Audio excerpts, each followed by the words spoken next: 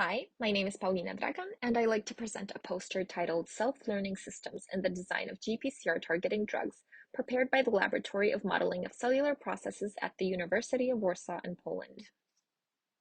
Why is drug discovery for GPCR so difficult, and why is the final outcome not always what we wanted and what we invested in? It's all due to slight differences in the structures and sequences of GPCRs, which contribute to varied drug responses and drug target or pathway selectivity. Endogenous ligands of GPCRs include small molecules, peptides, proteins, nucleotides, biogenic amines, and lipids. A similar diversity is observed for the GPCR drugs shown on this slide. Class A GPCRs are classified into rhodopsin and non-rhodopsin GPCRs. The representative structures of Class A non-rhodopsin GPCRs, which are further subdivided into aminergic-like beta-2-AR PDB-ID3P0G, nucleotide-like A2A-AR PDB-ID3QAK, peptide-like mu-OR PDB-ID5C1M, and lipid-like receptors CB1R PDB-ID5XRA, along with their bound ligands, are shown. Similarly, representative structures are shown for Class B. CRF1, PDB-ID4K5Y, GCGR, PDB-ID5EE7, the full-length GLP1R, PDB-ID5NX2, and CTR, PDB-ID5UZ7. Class C, M-glutamate R, PDB-ID40R2, and Class F, SMO, PDB-ID4QIN. Due to recent advances in cryomicroscopy, the number of known GPCR structures has increased, and structure-based drug design can be applied to new GPCR targets. Yet there are still many GPCRs for which the structure is not yet known, and ligand-based approaches are required. A historical approach to ligand-based drug design involved QSAR, which is an acronym for Quantitative Structure-Activity Relationship. More recent methods include machine learning and AI systems, which have turned out to be very efficient in the detection of relevant structural elements from the basic noise of the enormous chemical space of organic compounds known today. Here, we used gradient boosting to tackle ligand-based drug design. Gradient boosting originates from decision trees. However, in contrast to random forest, where each tree grows separately and the final decision is made as a conclusion from many component trees, the gradient boosting algorithm in each iteration focuses only on weak predictors and tries to improve them in the next iteration.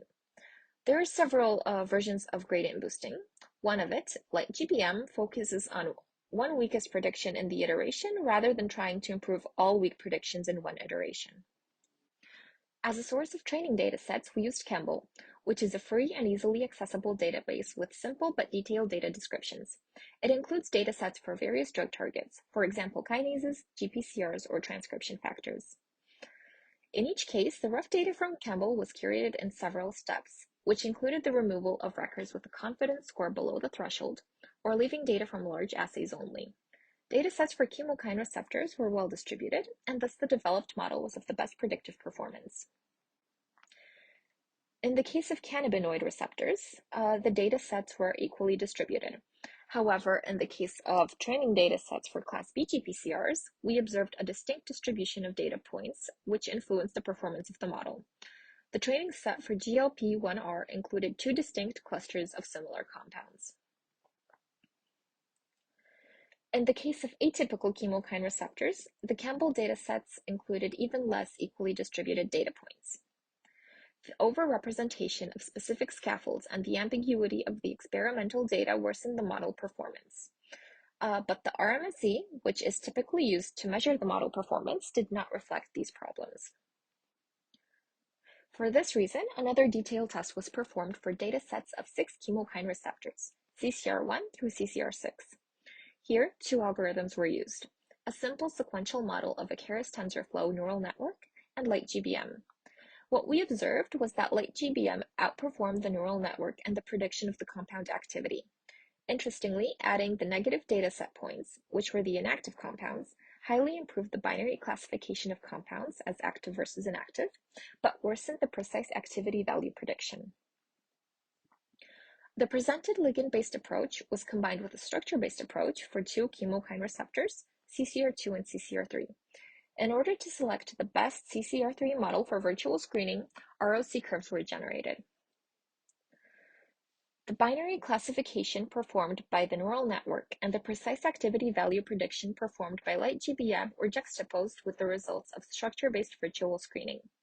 As a result, two novel scaffolds of potential CCR3 inhibitors were proposed.